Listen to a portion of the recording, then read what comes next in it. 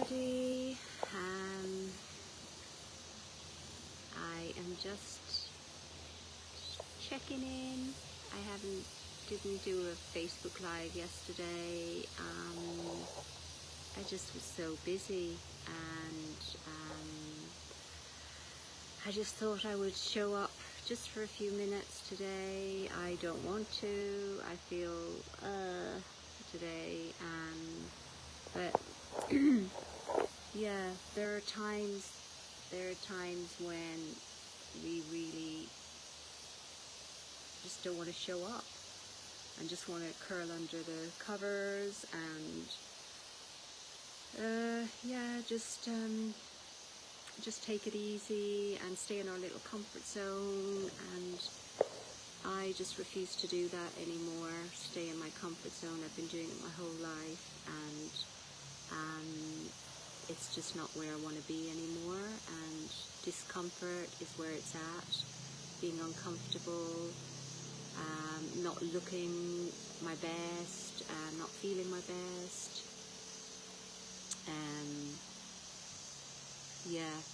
It's not knowing what I'm going to say. I'm tired. I'm weary. Oh, there's a big wasp just in front of me. Go away, go away. Oh my God, I don't think you can see them. Huge. They're huge here.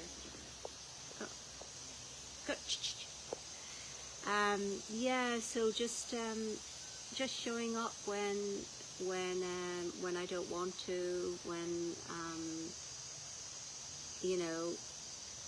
looking at social media, and I mean you can go crazy with social media where you just compare yourself to everyone else, and it's crazy. We're all unique. That's why I've called it Unique Sister. So yeah, today I've been on this 3-day dry fast, and yesterday I went and ate a whole baguette. I'm completely addicted to bread. It's something that I cannot seem to, it's an addiction totally. And I went crazy and ate a whole baguette, and I feel so rough. My face and everything, and my stomach's bloated, and I see the addiction, and yeah, I'm going to nip it in the bud now, because I could really see it. I was like a mad person trying to go and get this baguette from my favorite shop, and it was raining, and I was like, oh, I'm going to get it no matter what. It was like an addiction, and I ate the whole thing, and I felt so bad. I felt really, really, really bad. Hi Julie. But it's another day, and now I've got my herbal tea. I'll show you. Got my herbal tea here. This one is ginger, ginger, cloves, and black pepper, and it's really delicious. And I've got my socks on as well, because it's really cool today.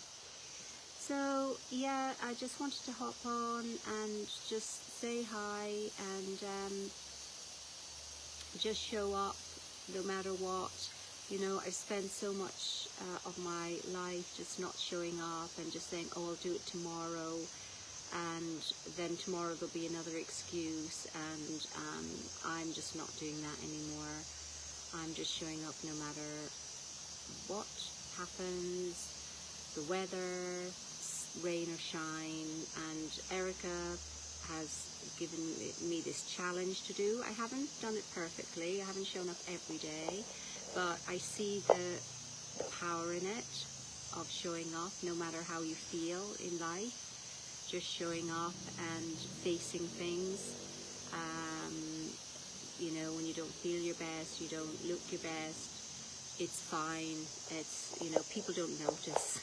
People are so busy with their own lives, they don't notice these things. And yeah, today now I am going to Spanish class at my favorite restaurant, and then I am going to, what else am I going to do? I am going to come back, and I got my mic, and it works brilliantly, so I'm going to do some yoga on the grass probably. It works really, really well. And I'm just going to buy a little dress. I've been meaning to do that for my masseuse. She's had a baby, so I must buy a little dress for her baby girl. So yeah, there's a few things I want to just do.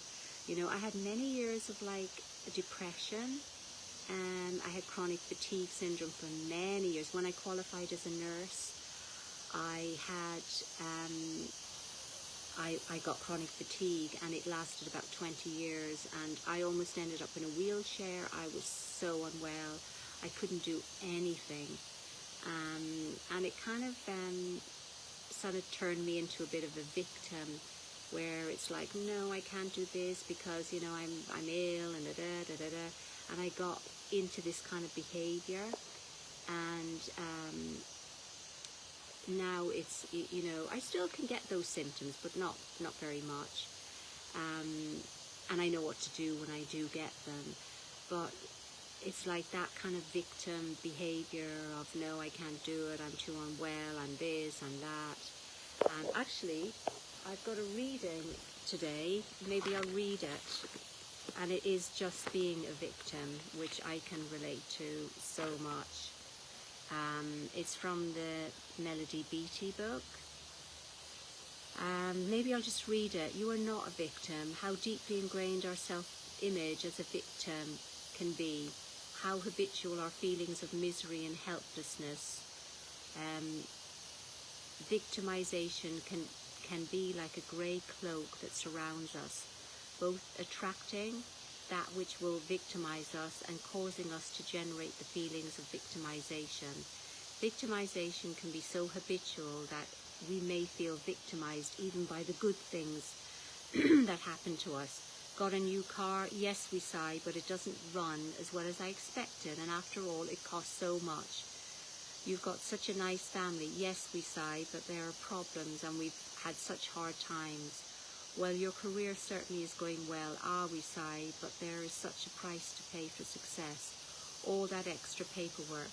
I have learned that if we set our minds to it, we have an incredible, almost awesome ability to find misery in every situation, even the most wonderful and circumstances. Shoulders bent, head down, and shuffle through life can take our blows. Be done with it. Take off the grey cloak of despair, negativity and victimization. Hurl it. Let it blow away in the wind. We are not victims. We may have been victimized. We may have allowed ourselves to be victimized. We may have sought out, created or recreated situations that victimized us. But we are not victims. We stand in our power. We do not have to allow ourselves to be victimized. We do not have to let others victimize us.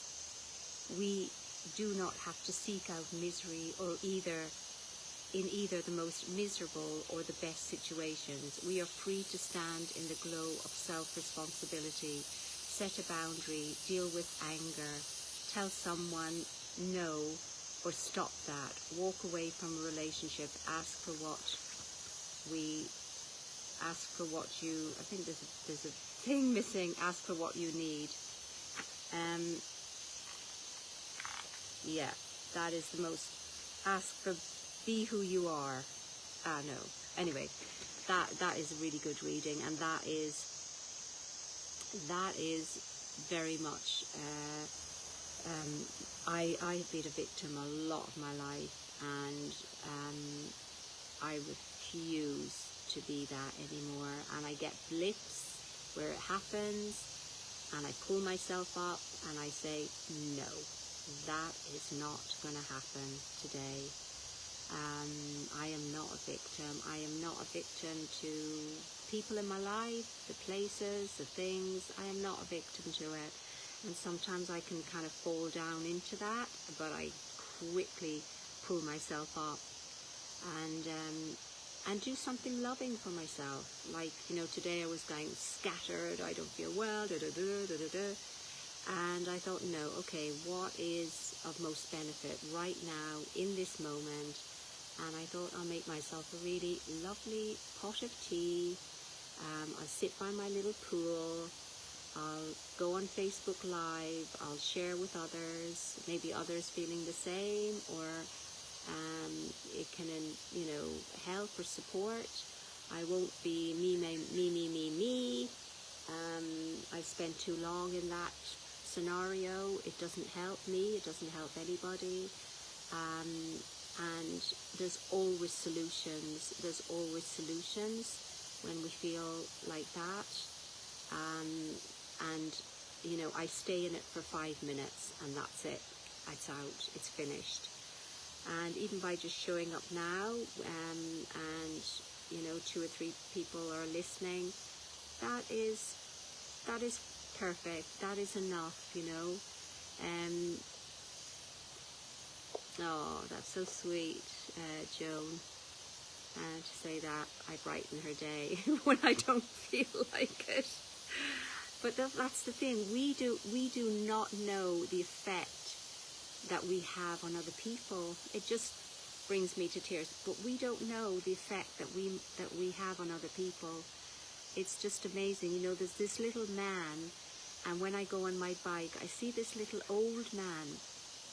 And when I look at him, he's in his little kind of wooden hut, and he's either washing dishes on the ground, or he's peeling some vegetable or something, and he just looks to me so stable, and so, you know, he's just there every day, routine.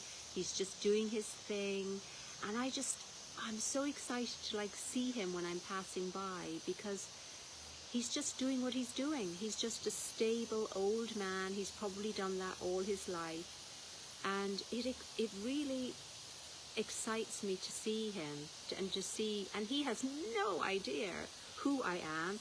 We'll probably never meet in our lives, but he has an effect on me. He has this kind of stability.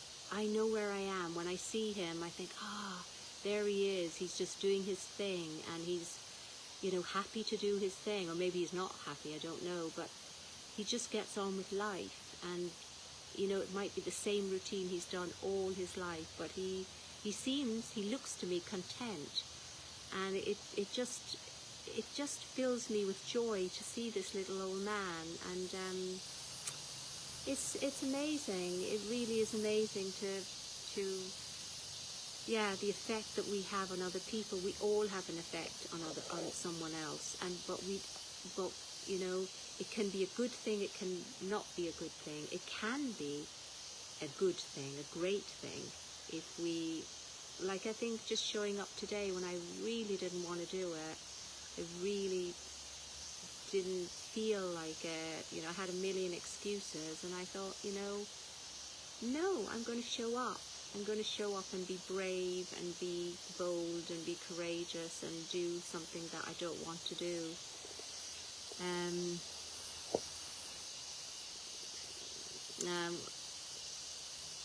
Coco, I learned something.